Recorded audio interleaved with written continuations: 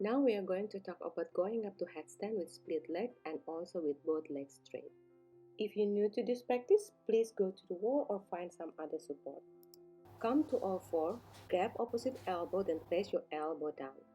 Interlace the hands, place your top of your head down inside your interlaced palm and slowly lift the knees off. Walk your leg closer to your chest and bring your hip on top of your shoulder.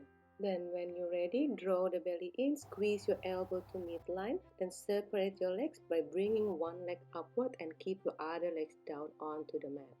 To go up, squeeze your elbow to midline, ground the whole forearm down on the mat, draw the belly in and activating your upper legs while feeling light onto your lower leg.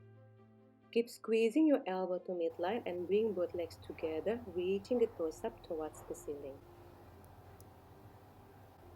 Keep squeezing your elbow to the midline, ground the whole forearm down on the mat, draw the belly button in, keep activating the whole leg, reaching the toes up towards the ceiling, and stay there and breathe.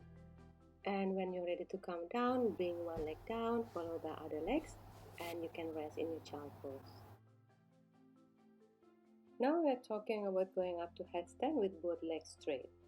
I found this one is a bit trickier than the previous two. It needs a lot of core work and also stability on your base. Let's start in all four. Create your triangle with your elbow, forearms and your wrist and place your head down on the mat and then walk your leg closer to your chest. And you need to bring your hips beyond your shoulder. And keep pushing your hips beyond your shoulder. Keep drawing the lower belly in. Feel lightness onto your legs and lift both legs up towards the ceiling. Stay there.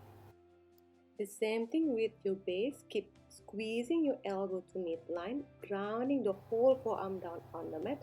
Draw the belly in. Keep reaching your legs up towards the ceiling. When you feel ready, bring your hips more to the back and slowly bring both legs down towards the mat and rest in your child pose.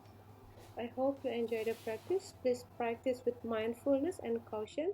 If you need help, go to the wall or find someone to support you or to spot you. Namaste.